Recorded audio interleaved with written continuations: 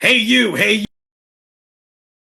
grown-ups table. I'm your host, Jesse Pimpinella, and tonight we are doing a debate flick night. We're going to debate two flicks that had similar plots and released in the same year. Now, before we start, I want to say thank you to everybody hanging in there with the technical difficulties. We got everything dealt with. Thank you to the real heroes in the comments section letting us know what was happening.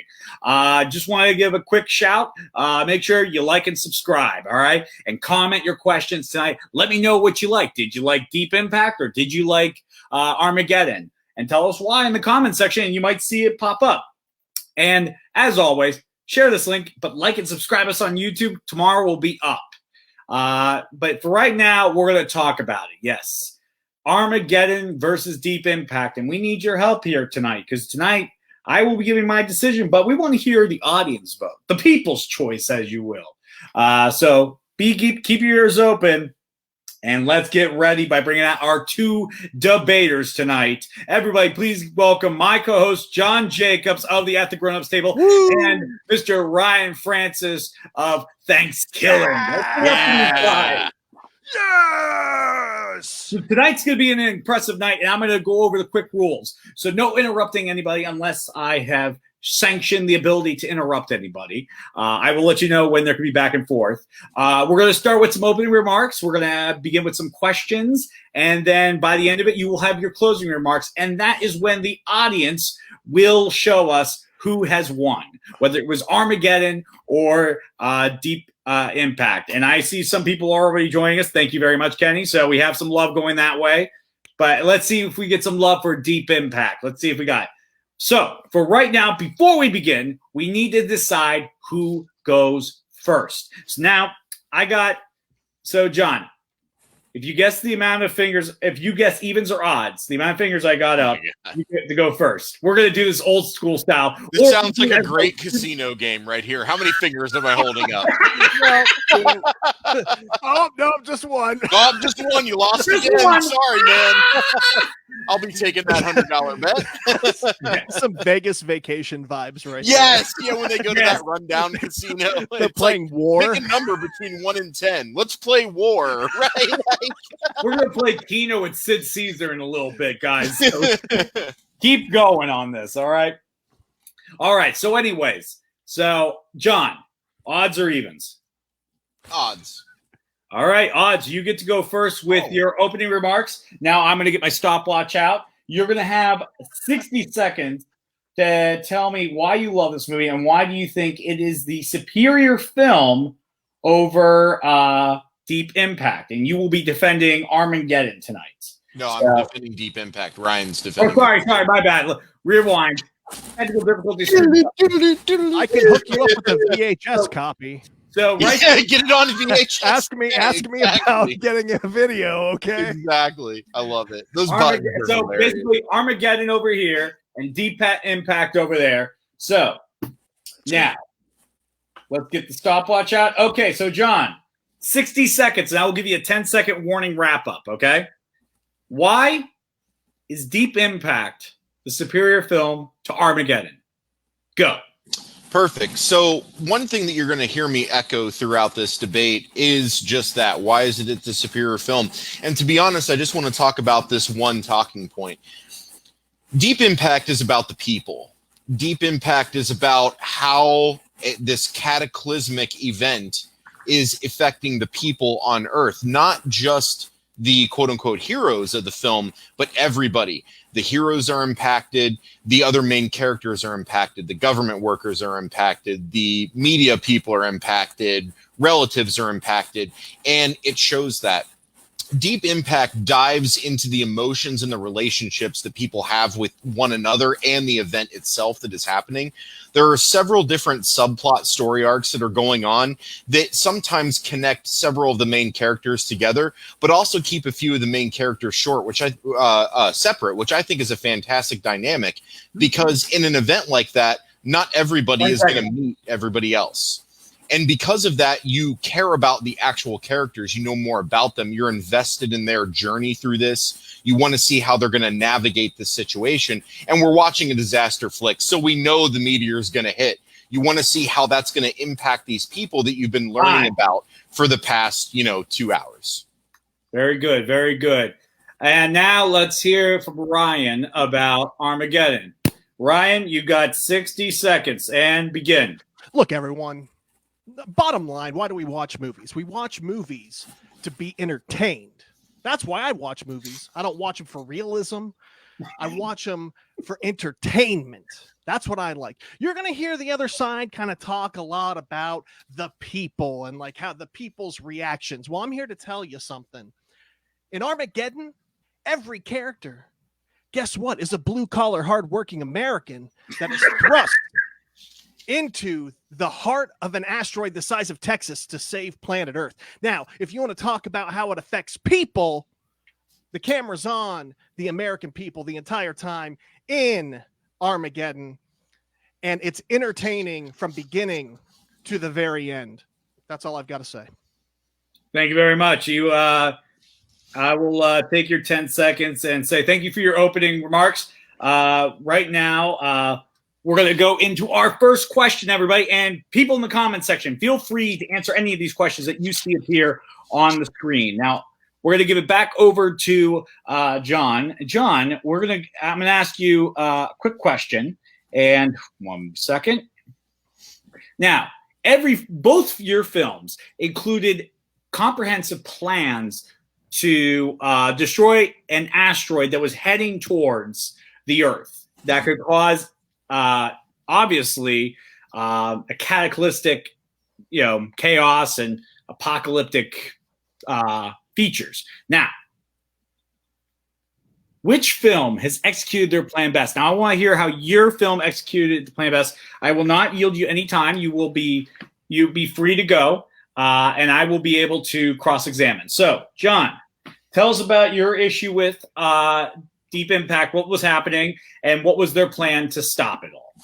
Perfect. So I really enjoyed kind of the plan of both films, I'll be honest, because both plans are similar. Let's be honest. An asteroid is heading toward Earth and it's going to impact in X amount of days. It doesn't matter if it's an asteroid the size of Texas, 6 miles, 1 mile, all of that's irrelevant because what's happening is an asteroid is going to hit and we have to determine how we are going to either prevent that or survive that. So the plans are the same. Either blow up the asteroid or deflect the asteroid, if you will, or figure out how we're going to survive if it hits. Mm-hmm. The planning in Deep Impact, to me, is a little more grounded in reality. I mean, of course, we're talking about two fictional films. So when I use terms like more realistic, grounded in reality, I'm not making that assertion from absolute authority or even making an absolute assertion. What I'm saying is in the bounds of fiction, which is what we're discussing, the plan, from my perspective, in Deep Impact has a little bit of an edge on Armageddon. And the reason is because there were actually more than one plans in Deep Impact. Deep Impact, they planned for if plan A fails, we also have a plan B. And that was something that I found interesting because I feel as if this were to actually happen as it unfolds in these films, we definitely need more than one plan. So plan A in Deep Impact is to, fly our space shuttle up, and same concept as Armageddon. We're going to drill into the surface to X amount of depth. We're going to put some nukes in there and we're going to blow it up from the inside. America. Now, in Deep Impact, it's just like Armageddon. It's all about timing. But in Deep Impact, they kind of take the realism and the sci-fi to a slightly elevated level with talking about how the asteroid is rotating and when the sun is going to be on certain spots of the asteroid. And when this happens, the temperature heats up several hundred degrees. It causes thermal venting, which can be dangerous to the astronauts. So time is of the essence. When we land on the asteroid, we only have a few hours to get this done. But as this is a movie and we need problems for the actors to overcome, obviously it doesn't go so well. Poor Jon Favreau gets killed by a thermal vent injecting him into space and they can't save him. And I really feel for him. The shot inside the helmet of him screaming, that hit me in the feels because that's Jon Favreau doing Jon Favreau acting. And it was great. So Mandalorian, Star Wars. Absolutely. People cried around the world for that man. There's a statue built of him. There probably was, with his arm just kind of reaching out to the stars like Zephyr Cochrane in Star Trek First Contact. But I want to get back to the plan. So if the plan fails and we cannot get the asteroid either, the course reversed so it doesn't hit Earth or completely destroy it, we have a contingency plan if that fails. And that contingency plan is that we've been building caves in the mountains that with enough supplies and protection to keep 1 million people alive for the 2 years it will take for the nuclear winter and the ash to settle, to where people can come out and kind of rebuild, start working on agriculture, farming, that type of thing. And if I'm familiar, they used a lottery system, if I'm not wrong. They did. Do you think that was fair? Do you think? I do. And the way they broke down the lottery system is there were 800,000 people that were just randomly selected, which I think is totally fair. But there were stipulations on that. I think it was over 50. Nobody was going to be admitted, which is very sad. But you have to think about this in terms of, we're in survival mode. We need to repopulate. So, of course, my grandma's a good cook. I think should have been a part of it. Without asserting any ageisms, if we're looking at repopulating, an under 50 is going to have a more successful chance of repopulating than over 50. So I definitely understand that. There were 200,000 people selected that were, artists and medical workers, engineers, scientists, government employees, like the people that we would need in order to help those 800,000 people kind of rebuild and repopulate. So I thought the lottery system was fantastic. One thing I would have liked to have seen is some type of corruption in the system, because we know if that were to happen today, there would absolutely be something. The most we get is Tay Leone giving up her seat for a coworker and her daughter, which I thought was a very noble sacrifice. I mean, she was going to be in from the beginning, because she was the one that broke the story that initially had the president be honest with the American people and tell them what was going on. So when they're flying off of the MSNBC roof, she decides, you know what? I want to go be with my dad because we patched things up. My mom killed herself, and I just want to die with my dad because I found out that I really love my dad, and we buried the hatchet, with I think is great. She gives her seat up for her coworker and daughter. The helicopter takes off. So definitely a noble sacrifice there, but it kind of demonstrates how when one plan doesn't work, you have to have a backup plan. And I feel that both plans presented in Deep Impact were believable, again, in the bounds of a fictional story and fictional narrative, but still trying to take itself seriously. I see that. All right. Now I yield the time to Mr. Ryan Francis in his argument for why his plan in Armageddon was superior. Go. Well, it really comes down to this for me. Okay. Armageddon, in the film Armageddon, clearly had the best executed plan, and I'm going to tell you why. All right. Number one, there was one plan. We're going to drill this hole into the center of this object, and we're going to blow it up. What if that failed? If that doesn't work, we're fucked. That's pretty much everything in Armageddon. Now, to say this, now, John was talking about a plan and a backup plan. I got to say this. When you're on a team that's led by 150-year-old Robert Duvall in space, who, because of their fuck up, they killed millions of people on Earth. Let's just say that. They did kind of botch the first plan, and they caused 1 million catastrophes on the planet Earth. I'm glad that they chose self-sacrifice and resolved the issue at the end. However, in Armageddon, they had one plan. They executed that plan, and they didn't cause any harm to anybody on Earth that wasn't already going to happen with just some floating asteroids here and there. Those were going to happen anyway, but it wasn't due to the cause of the Bruce Willis-led blue-collar American team.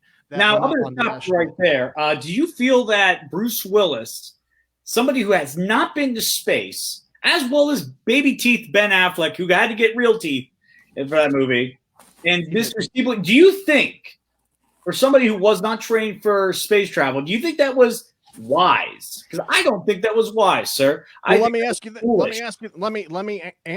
answer your question with another question. Okay. Look at what happened in Deep Impact. Tell me what happened there. You sent up a trained team of astronauts that led to the eventual killing of millions of people on the planet Earth because they messed up.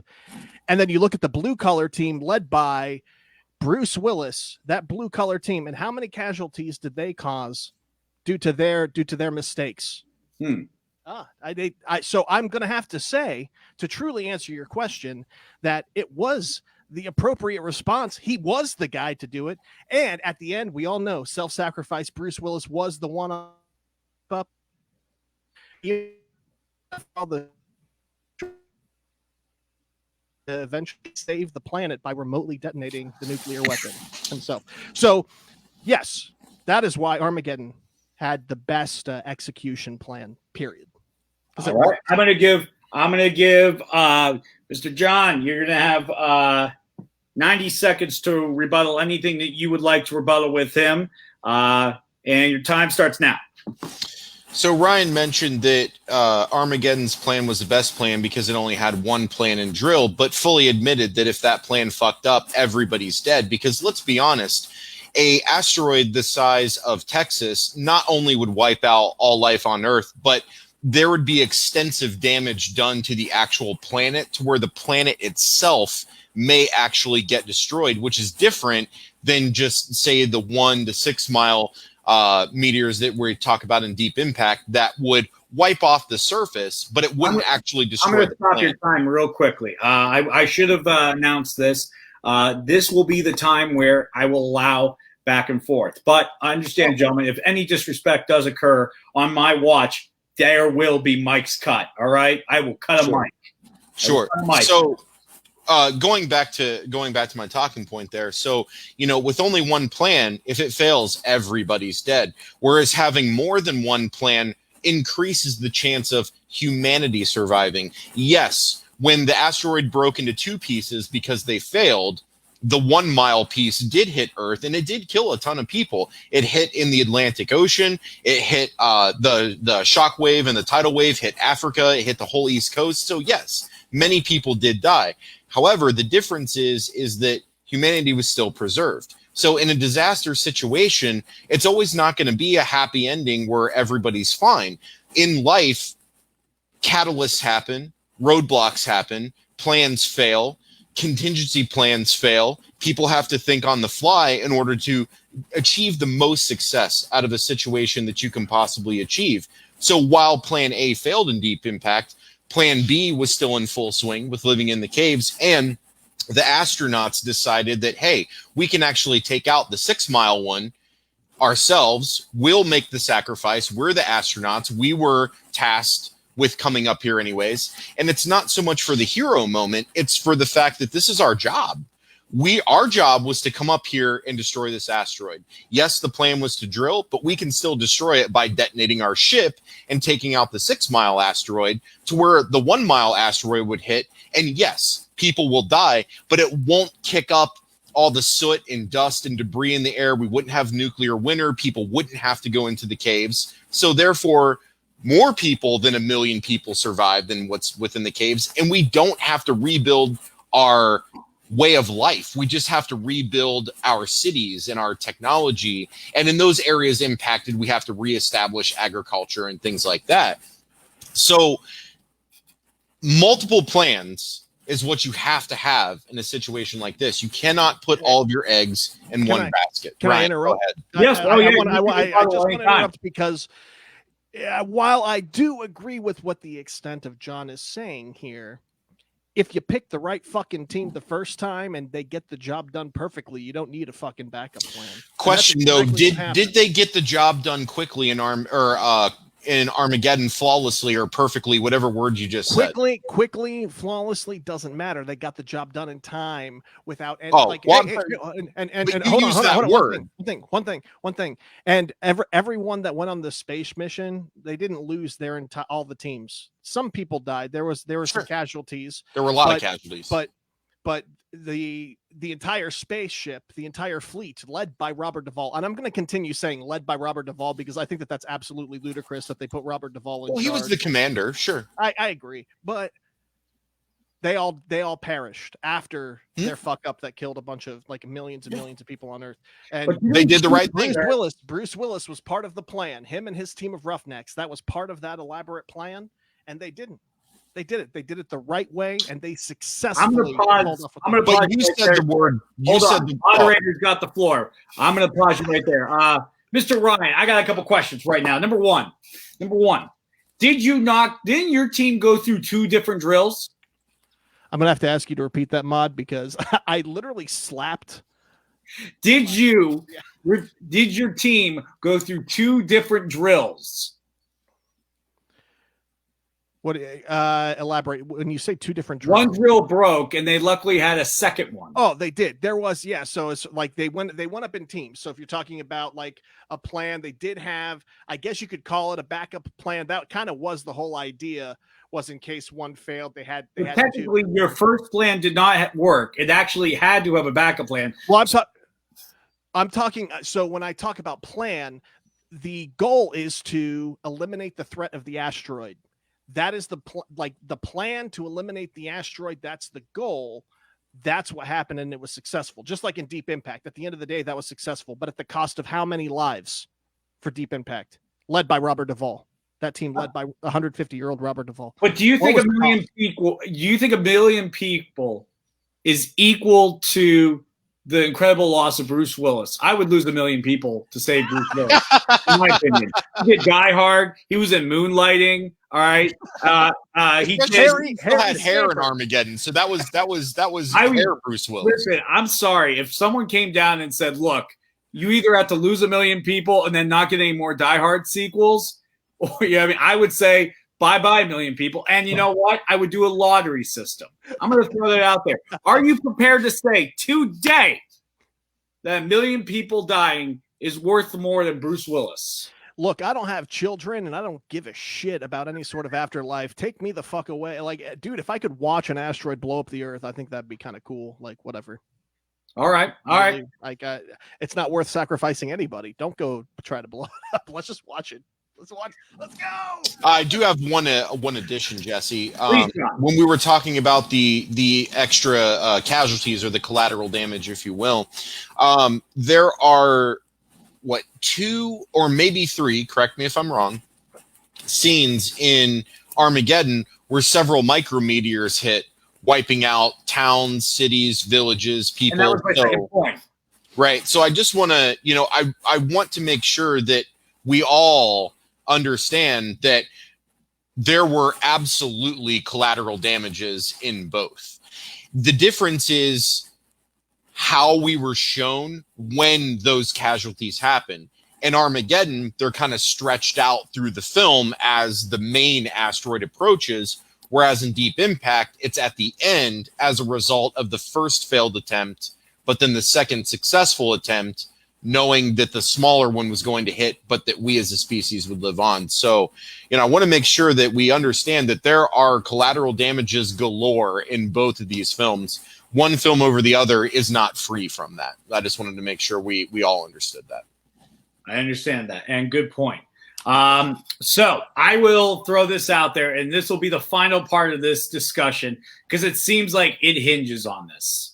Is the real question is, would you die for Bruce Willis? Now, John, you say that Bruce Willis is not worth it. We need to save the millions. Ryan, you think he's worth it. So Ryan, I'm going to give it over to you.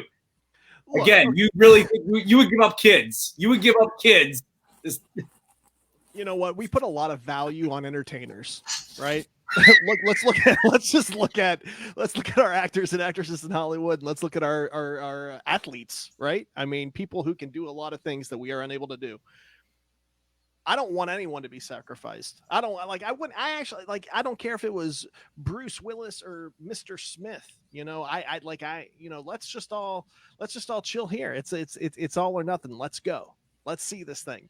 But I appreciate Bruce Willis, and I truly wouldn't want to actually see him self-sacrifice for the better of humanity. I would hope somebody else would step up that is not going to disenfranchise me of another Die Hard sequel. John, who cares about Bruce Willis, correct? Well, look, let's be honest. As a humanist, I want to push well-being forward as much as I can. Obviously, if there is a way for somebody not to die, but have a positive outcome, we're going to go that route. However, I will quote Mr. Spock in one of the most infamous quotes of all time.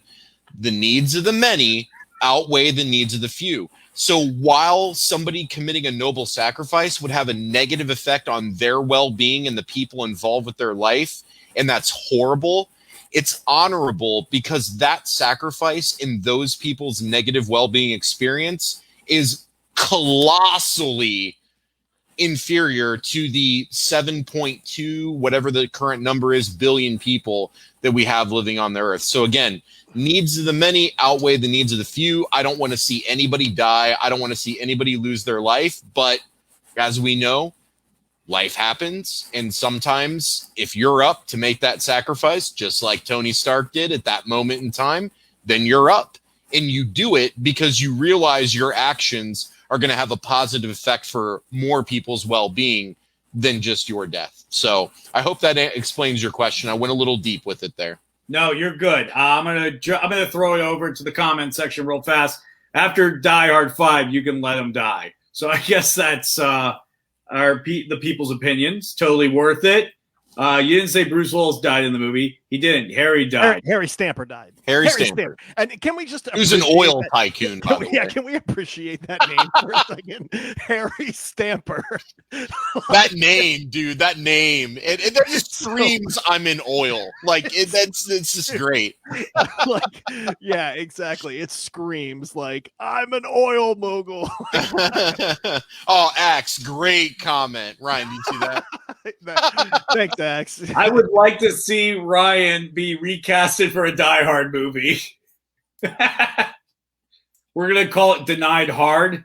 So that, Denied Hard. All right, gentlemen, let's go over to our next question. I think this one is the most important one about the flick. And I'm going to give everybody 1 minute. There's going to be no rebuttal, so give me everything you got on this question. We're not going to be able to respond. Nope. Which film has the greater rewatch? And you're allowed to crap on the other film, but you're allowed to bring up your film. So, John, take it away. I believe that Deep Impact has the better rewatchability from the initial talking point I made in my opening statements, because there are many different characters, many arcs with those characters, secondary characters, there are subplots going on. It's a lot to take in with one viewing. And each time you view it, you can find a different character, a different arc, or even a different subplot to focus on that allows you to really see what's happening to all these different people in different places, all reacting to the same thing that's going on. Some of them cross, some of them never cross. And to really get the full extent of that, it obviously requires rewatching. When I just rewatched it, there was a new character that I focused on that I had never focused on before. And I actually got a lot of enjoyment out of focusing on that character. So for, rewatchability with many different arcs and subplots and characters, each time you watch it, you're going to find something different to focus on to. Just like anytime you watch Big Lebowski, you always focus on a different character. So extrapolate that to Deep Impact in terms of the characters and the rewatchability to really fully understand what's happening with all of these characters. Thank you very much, Sean. Now I yield the time over to Ryan. Ryan, I want you to give me that reason. Why is your film way more rewatchable? Go. We're Lebowski out there, John. Oh God, I'm gonna throw up. Anyway, so obviously rewatchability is extremely high, right? So what makes a film rewatchable, right? And I'm looking at quotability, memorable scenes, nostalgia is huge, entertainment value, and memorable characters. Okay, like on one hand, you've got Deep Impact, which great. You've got Morgan Freeman as the president. He's in it for maybe a total of 10 minutes, maybe 15.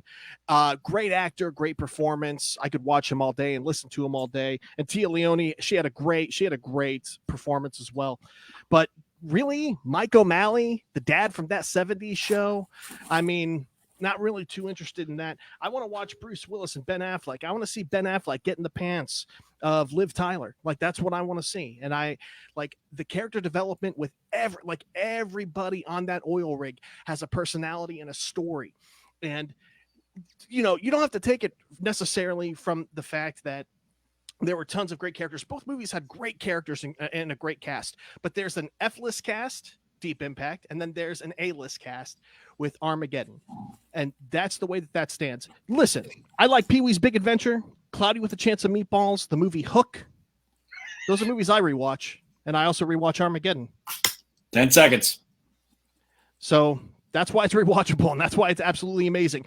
Explosions in fucking outer space. I want to watch that shit all fucking day.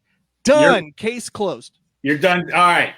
So I'm going to now give you my opinion thus far in this case, because what I see is the right tit telling the left tit I'm the better tits, when in fact they both look the fucking same. So I will say that right now off the bat.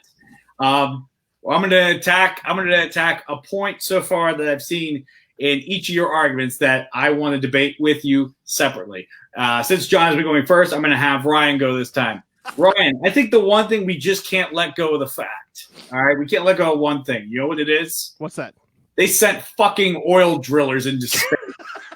All right? Ben Affleck even said during the DVD commentary, hey, Michael Bay, why don't we just train them? And he's like, shut up! So even the director can see a good plot hole when I see one, and that's what they're digging on that asteroid, a plot hole. Now, I need to ask you, what would you bring that team up into space and bet your life, nay, I say the world, and most importantly, your fans, on a bunch of oil drillers from Texas? To answer your question in absolute honestly, hell to the fuck no. I think that would be a terrible idea, and I think that would have been like some conservative president's idea of a really good idea. Okay? So don't. and I want to solidify this by going back to say, shit. I like works of fiction. I like entertainment. I am so happy this is not real life because I think it's absolute horse shit. No, that should never. No. You're not.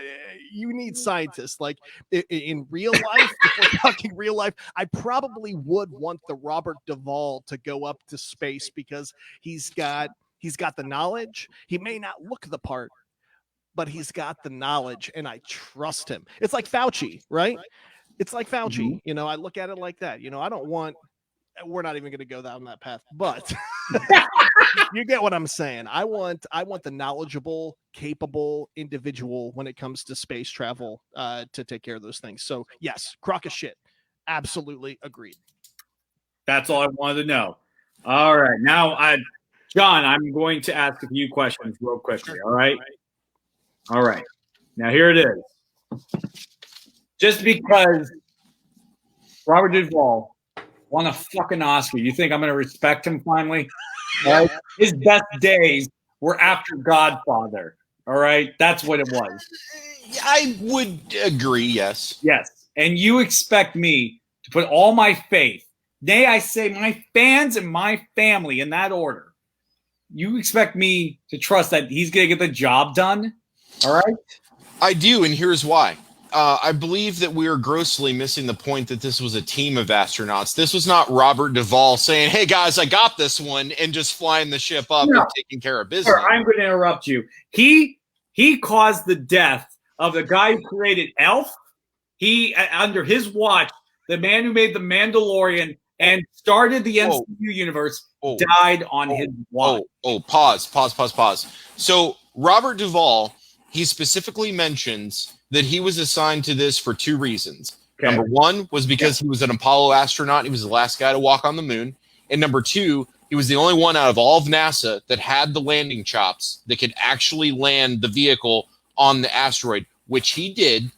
Once those astronauts exited the vehicle, Robert Duvall has absolutely nothing to do with them. It's up to them to get the holes drilled and the nukes put in before the sun rises, because once that happens, the thermal vents open up, which is exactly what happened to Jon Favreau. But more to the point of Robert Duvall is this is one of the best subplots of the entire movie, and this subplot resonates today. And that is old generation versus new generation. The younger astronauts shit on and give Robert Duvall shit that entire movie simply because he's old. And they feel like he should be there. They don't respect him. But what happens is once the events on the asteroid happen and they're faced with this decision, Robert Duvall not only takes time to take care of and read to the guy that was the shittiest to him of all, who lost his sight, he starts reading Moby Dick to him. They make amends. Everybody makes amends with Robert Duvall because they realize that ageism is stupid. And it's about capability and experience, which is what Robert Duvall brought to the astronaut team, full of people with experience and capabilities. But Robert Duvall had nothing to do with what happened on that asteroid once he landed that ship and they exited. At that point, it becomes their show. And in fact, when they ran into trouble, he took off in the ship to go rescue them at the because what was her, I always forget her name. I apologize, guys. McCormick, the one that was in Howard Stern's Private Parts. Mary McCormick. Sorry, I always forget her first name. Mary McCormick fought him on it. He's like, no, we're going to go get these guys. And they took off and they went after them. Because of that, they burn up extra fuel, which caused a later problem that led to them having to blow themselves up inside the asteroid to take out the big one. So all of this hate that we keep putting on Robert Duvall about his age, in my opinion, is irrelevant because as the most seasoned astronaut out of all of them, he, in fact, not only had one of the better arcs of character development, but he made amends and took care of all those other characters that spent the entire movie shitting on him. So what you're telling me is that NASA gave Robert Duvall a shitty ass team. No, that's not what I'm saying at all. They gave Robert Duvall a team of astronauts that are, I'll label it new generation versus old generation. I realize that has a ton of baggage and that's nonsensical, but just for the argument, everybody knows what I mean when I say that. Okay. So there was a conflict there. And that conflict was resolved out of demonstration of performance and capability, which ultimately led to then mutual respect between the team, which allowed them to come together to make the self-sacrifice decision and blow up the 6 Mile asteroid. That's character development right there, if I've never seen it. Well, in that case, you will be alone in that party because Deep Impact for me reflects the asteroid hitting the Earth, but I was not deeply impacted by that man's performance. It's fine. It's not about the performance. It's about the character development of the writing. I will echo that. You are absolutely correct. It is about the plan that is being executed. All right. So we're coming down to the last 20 minutes of this debate. So now that I got some of the shit off my chest, I'm going to give everybody a 30-second rant. And then I will open up the floor to rebuttals and debates and let it free flow. But mark my words, gentlemen, if anybody shits on that beautiful fox Liv Tyler, I will fucking lose it right now. And Tia Leone. She's a fox. Wait, isn't she Deep Impact? Yes. Yeah. The fucking fox. All right. I watched Liar Liar when I was young. I got my first boner there. All right. We're just firing off movie references all night. So leave Tyler and Leone out of this. But now I will open the floor up to Ryan. Ryan, so I'm going on a 30-second rant about like pro my movie. No. Why is his fucking film unwatchable? Go. Oh, why is it unwatchable? Listen, I'm going to be straight. I like entertaining movies. It's boring. Boring. There is no action. Like, dude, the geyser, like the thing blowing the guy away, great. When the asteroid actually impacted Earth, great. That was good stuff. One happened towards the beginning, one happened towards the end. You know what? Sleep. I enjoy it. I got plenty of it when I watched Deep Impact. And that's my biggest qualm because it's too much dialogue. Done. John, why his movie unfucking watchable. Well, Armageddon to me would be unwatchable because honestly, Armageddon is one of those popcorn flicks that you just turn your brain off and watch. It's mindless entertainment. There's lots of campy jokes. There's bad acting galore. There are unbelievable scenarios people are put in. There are characters that should be in the forefront that are no more than a shadow in the back. Billy Bob Thornton's character is completely miswritten. I have no idea why he's stuck in that room the entire time. Moreover, the comic. I'm sorry, I thought I had 30 seconds uninterrupted. You did have 30 seconds uninterrupted, Mr. Ryan. I'm now going to award Mr. John 15 more seconds. All right. Let me tell you something. This isn't a fucking oil rig in Texas. You will listen in my courtroom. John. Now, one of my talking points I'm not allowed to talk about with Liv Tyler, but at risking of upsetting the moderator, I'm going to be true to myself. As in every Liv Tyler movie, why does she whisper her lines in delivery? She only had about 20 lines to remember from this movie, and every time she delivers one of those lines, it's like, I'm sorry, Harry, but what did you expect? I grew up around Roughnecks, and now you're wanting to know why I fell in love with one. Why the fuck are you whispering everything? You don't believe me? Watch a Liv Tyler movie. She whispers her line delivery for no reason in every movie. But nonetheless, I prefer a film that goes more to the characters in the story versus the mindless brain turn off action. Now, saying a film is how you want to entertain. Sorry. But anyways, so now I'm going to open the floor to rebuttals and debates. And again, keep it clean, gentlemen. Keep it clean. Can only do so much. What? Can only do so much here, okay? I know. Look, I'm going to have Drill Boy over here start, okay? And basically, no, I don't mean it like that. All right? I don't mean God, what were you doing? Did you have a shake weight? What the hell were you doing? That's what I thought it was. Watch out for the cooling lotion at the end. All right. Serious. All right. Now I will open you up to unfiltered debate. Be respectful, but talk shit about the other one's film so we can find out who is truly unwatchable. Mr. Ryan, you begin. So I'm going on another rant as to why it's unwatchable. We're doing this. Okay. I mean, here's the bottom line. You know, you've got a crew of just like actors who are, you know, they're C-list at best, except for Morgan Freeman. I'm never going to talk shit about Morgan Freeman. Morgan Freeman played the president of the United States, and he was incredible. And you're going to pair that team of actors from Deep Impact up with the grade A list of Armageddon. It's kind of a joke to really compare the two because the grade A list is just so much better. Steve Buscemi. You've got Bruce Willis, Ben Affleck, Liv Tyler. I mean, you've got a whole list of folks. And let's we haven't even touched on the soundtrack. All respect to James Horner, who did the soundtrack for Deep Impact. Much respect. James Horner's done a ton of great things.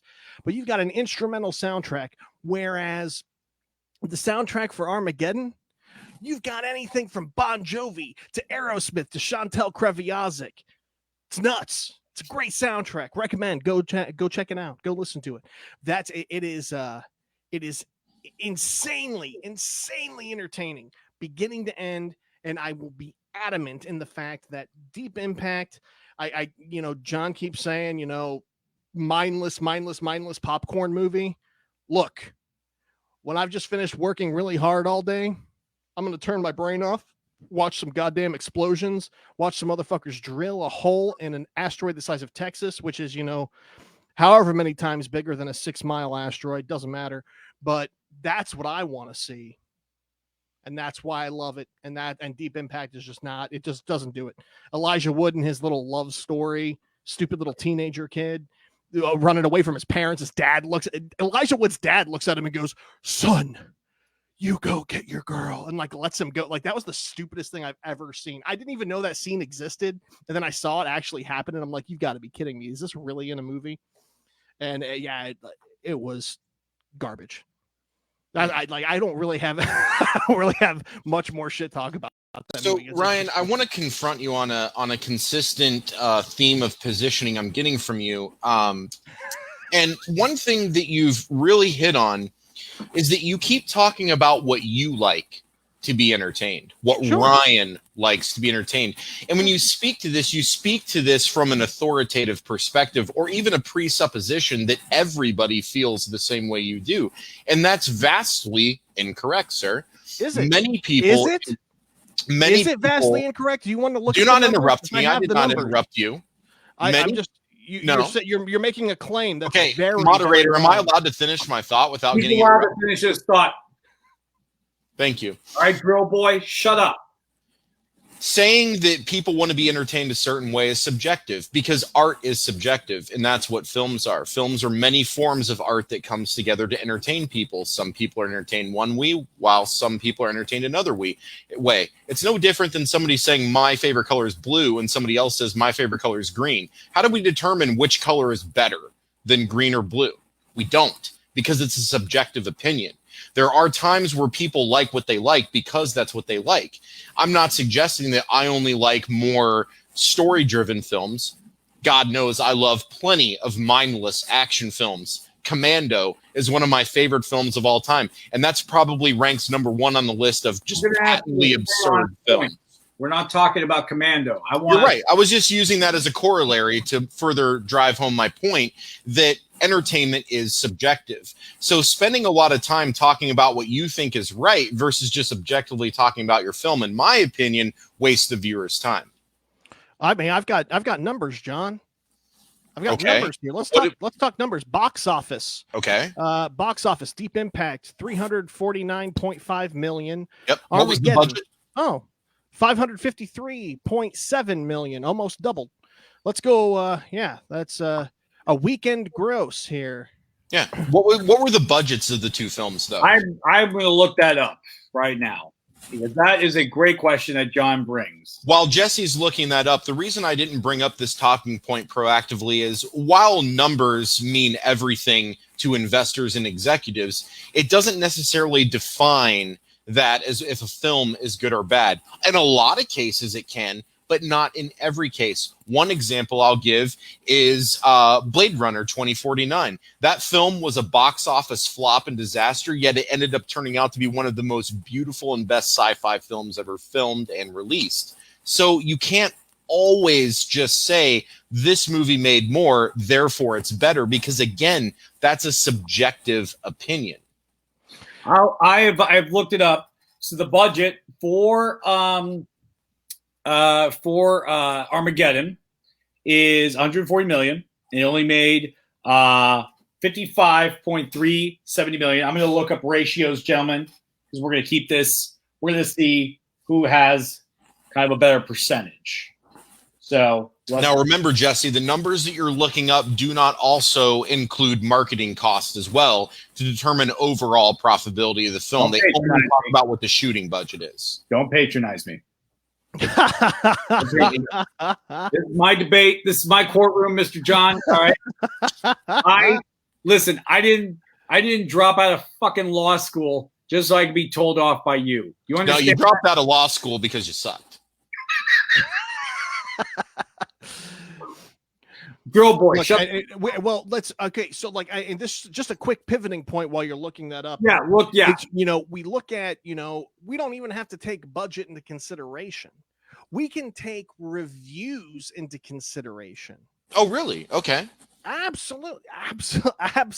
It's just funny because the majority of the reviews that I've watched and read, it tend to lean more towards Deep Impact, especially reviews that are more current than older, as people have looked through these lens outside of a teenage lens when we both saw it to now an adult lens, and it's amazing on how the opinions change. What's incredible to me is that still on IMDb. Mm-hmm. Sure. On IMDb, an IMDb rating 6.7 out of 10, which is an excellent score. I mean, it's okay. Next to Deep Impact's subpar 6.2 out of 10. Oh, it's really unfortunate that you're losing that much of an audience. Oh, 0.5% difference on a poll that the audience votes on? Way more than 0.5%, and it would go to show that the majority would agree with me. So in the terms in which I'm speaking do represent the majority.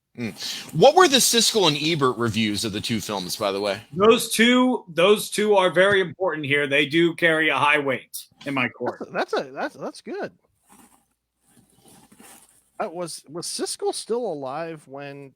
Was he still alive in the mid-90s? Yes. I'm not quite sure 100% if they did reviews on these. That's why I asked. I ran the numbers, gentlemen. It appears when it comes to the box office, and I divided the box office divided by the budget to see the percentage that it made back and more. Okay? So, as for Deep Impact, you made 4.37 times the amount of money that was made to make the movie. Armageddon only made 3.95 the amount of money it was supposed to be back. So Deep Impact, even though it may have not hit the numbers ratio-wise, it covered its budget harder than you did. That's fine. Now, why do we think that is? Let's talk about that for just a moment, because I know we're running up on time and we want to have time for final thoughts and such. But really, just real quick, why is that? How did that manage to happen? Oh, you're asking me? Or just general? Well, Jesse's like, I can't argue your debate. This is no. So I'm sorry. It's more of a rhetorical question. What happens is when you're able to make a film for less money and it grosses more money, your profit margin or your success ratio increases. Both of these films had a star-studded cast that bulked down the majority of the budget. I mean, when you put Ben Affleck and Bruce Willis in a film, it's going to pull the budget down. When you put Morgan Freeman in a film with Robert Duvall, it's going to pull the budget down because those guys still pull numbers in terms of their salary. But when you also add the magnitude of special effects compared to the two films, you start to eat into your actual profitability budget. And whilst I love special effects, it's not always needed every time. And I believe that Armageddon suffered a little bit in profitability because of the fact that it had a larger budget to make the profits back on. Interesting. And that's not necessarily a negative. Fair. I'm not saying that's a bad thing. We see this happen in films all the time now. So I'm not bringing that up as a bad thing. I'm bringing that more of a just this happens in the film industry. It's a very fine balance of what's your shooting budget versus what profit do you need to return plus marketing in order for it to not only be profitable, but enough profit to where people make money and want to make another one.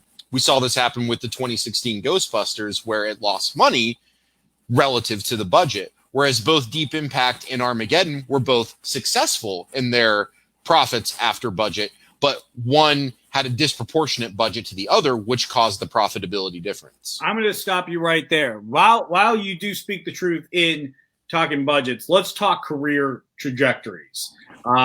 So your director, Mimi Leader, all right, what films did she go on to after this film? Oh, I don't have that information. I will tell you. I have this information. Go ahead. Go ahead. Are you familiar?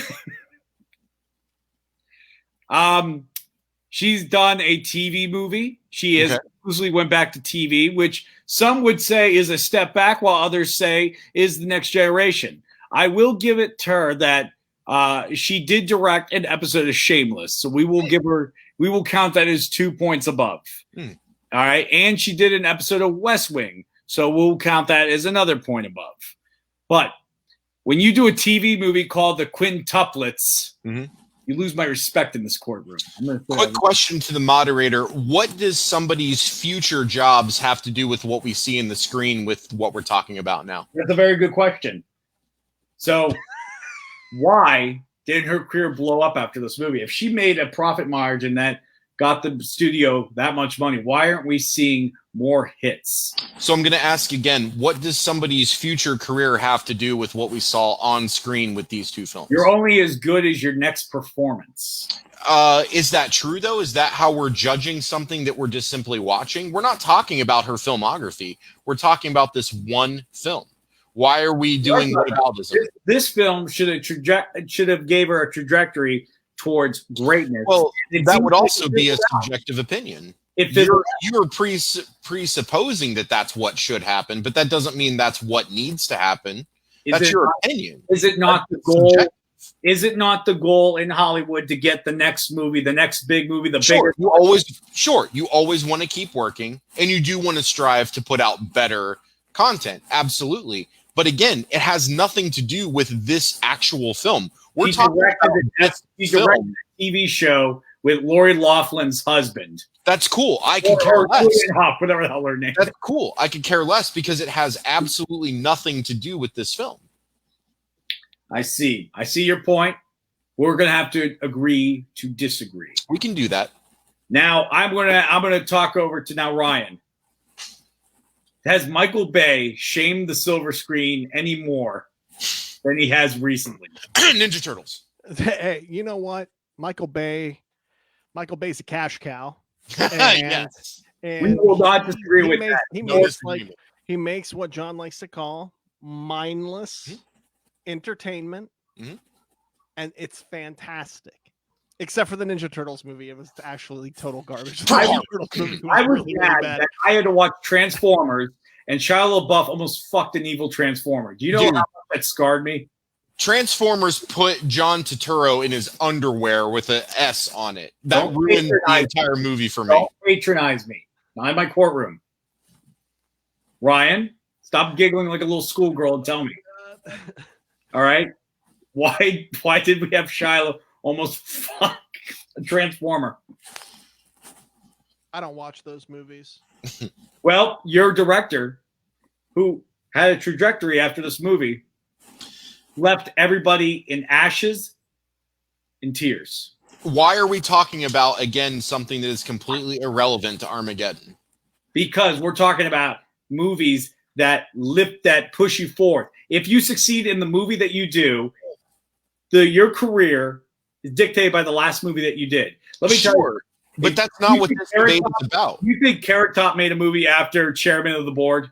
Look, that's not what this debate is about, though. You're doing whataboutism again. Let's focus on the two films as they are themselves and not things that happened after.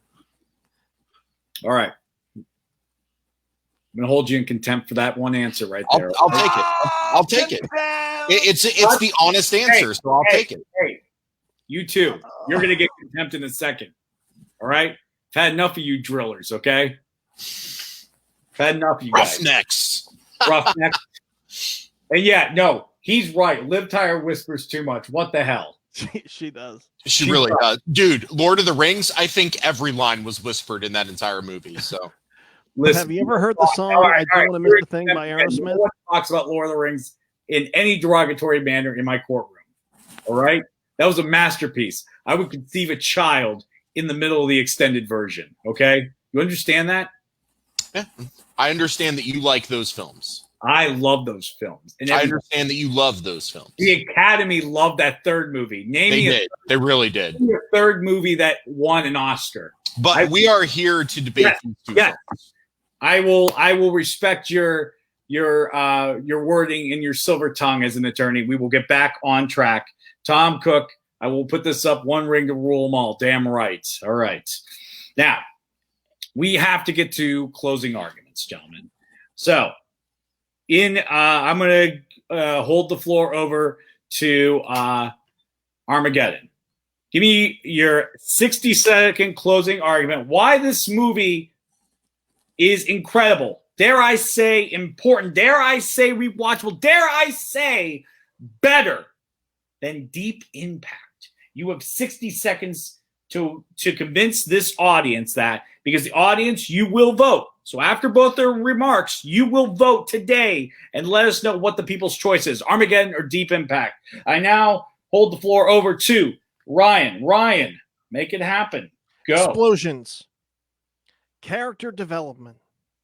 Explosions. Excitement. Explosions. Explosions. Look, I get it. There is a niche for people who like Deep Impact. I don't necessarily want to be friends with them because they're probably kind of boring people who like boring movies. Sure. I like Pee-wee's Big Adventure, Hook, and Cloudy with a Chance of Meatballs, and Armageddon. I'm a fun person to hang out with. And if you can agree with that, you know that Armageddon's the movie for you. Explosions in outer space. Never thought it was scientifically possible, but in Armageddon it is, because you don't have to give a shit. Just watch and see fire in places where there's no oxygen. That is my closing argument. All right. Let's now we will give the closing argument over to Deep Impact. Take it away. We all love mindless entertainment. We love those films that we can just turn our brains off and enjoy. And Armageddon is absolutely one of those films, just like most action films. But where these two films differ is that Armageddon is the film that covers all the action tropes. Anything you expect to see in an action film, you get that. So there's not a lot of surprises. I'm very concerned about the claim for character development because, as far as I'm concerned, from what I've viewed, the only character that actually really developed in this film was Bruce Willis, and he killed himself. In Deep Impact, we have character development that is with the astronaut crew. We have character development in the government. We have character development with multiple citizens in multiple cities doing multiple different things that encourage you to really show some empathy and put yourselves in the shoes of somebody on the ground living through this event and trying to figure out how they're going to survive, how their family's going to survive, the emotions that people feel. Denise Crosby has the best crying scene in this movie when she hands over her baby to Elijah Wood and Lele Sobieski, and it's a beautiful moment, and I fucking cried last night when I watched it. There we go. All right, gentlemen. Sorry, I fell asleep because you were describing the plot. It's just so boring. Sorry. You're in contempt. You are in fucking contempt now. I swear. I literally. Why? Are you happy now? Yes, sir. Okay. All right. Ugh. We will review some of the comments that have gone through this show. We thank everybody for your comments. This is the time now to vote. We want you to vote. So who is the winner? All right. What is the people's choice? Will it be Deep Impact or will it be Armageddon? It is up to you now to vote. Now we will go through the comment sections before I deliberate my my decision. Here we go. So, comment section. All right. Boom, boom, boom, boom, boom. We will, and the comment section has been hot this entire show. We want to thank it. So we have Kenny Ray's talking Armageddon. Armageddon had comic relief. Brian says no one likes Deep Impact, but we have some love for Deep Impact down here. Hold on one second. Let's get that deep. Let's get that love. Do you want to be in contempt again while I talk? No. Tom Cook. Knock that shit off. All right. I will not have it here. Okay. All right. So let's see. Armageddon is a metaphor that only Texas oilmen can say the word. He's right. You think I would? Do you think I want someone from Texas saving my life? That's a good point. It's a good point. One brain can hurt 100 arms. That's interesting. Tom Cook collects money pit. Great movie. Great movie. Clint Eastwood whispers too. So yeah. He so does. Tom, awesome. So totally right. agree. That's hilarious. That is funny. All right. Let's see. We have Drill Boy. Shut up. That line alone is better than both movies. He's right. I'm quite entertaining. Check me out at jessepimpinella.com and see me live. Anyways, I had to whore myself. Deep Impact explosions. Giggity. All right. So we gave everybody a chance to decide. I will now deliberate. All right. Folks, I want to say right now to you two, I'm just disgusted I had both of you in my courtroom. I dreaded every moment I knew I had this show tonight. I want you all to know that. Okay? I want you to understand that I would do anything but be here. But here I am. Here. Thanks, God. Anyways, so I looked over all the data, looked at everything, and I will have to say, when looking at this, we have to look at what our kids are watching on TV nowadays. Because what they do reflects who they are. Because like I like, because we watch Cops. The Cops got banned because people saw cops, became cops, and then became corrupted and awful and beating up people, and that's just horrible. So we need to see real life things, something grounded, something we can aspire to be, something that gives us the cold hard truth, something that makes us understand that Steve Buscemi just can't just ride a drill to hell, okay? Even though it's entertaining. While I will have to say I was a huge fan of Armageddon, I have to give this vote over to Deep Impact tonight because astronomers at the end of the day said that this movie is grounded. It had backup plans. All right. This one gives me more Bruce Willis to fix Die Hard because Die Hard 5 was nothing short of an abortion on the screen. All right. That was horrible. It was rough. It was a rough one. Okay. So, and it inspires kids to be like Robert Duvall, even if he tanked after Godfather, even if he tanked. He did win an Oscar in '84. So 10 years later, dreams still can come true, kids. And I feel that seeing Jon Favreau die nowadays would impact me hard because he is the forefathers of the Marvel Universe and Mandalorian. So yes, everybody, congratulations. I win. I give the court's decision for Deep Impact to win. Let's give it up for them. I thought we were voting by the crowd. We are. That's the vote. Oh, that's the crowd. That's your vote or the crowd vote? Yes. All right. That's swear to God. Swear to God. You want a second one? Do you want a freaking second one right now? All right. St. Texas. Okay. We got rules in here. All right. We gave some time. Gave some time to deliberate. I have the people's vote. And the people's vote is Armageddon. So Armageddon wins the people's votes. Everybody give it up for Armageddon. Judge, I'd like an appeal, please. I'd like you to switch your... We're taking this up the chain. We are taking this up the chain, and we can take it up the chain. But for right now, today, kids, you'll learn one thing. It's not always about who was right and who was wrong, but sometimes who had the best argument that day. And even though I have the most weirdest disdain for Robert Duvall for no apparent reason, I had to put aside my prejudice towards the man and say Deep Impact gave me a realistic view. But anyways, I will take a few of this. Was tempted to follow Jess, but then he picked Deep Impact. Oh, Brian, that was great, man. That might be the comment of the night right there. I'm dropping the Judge Act, dude. I was trying not to fucking cry this entire time. You guys are fucking fantastic. Drill Boy wins.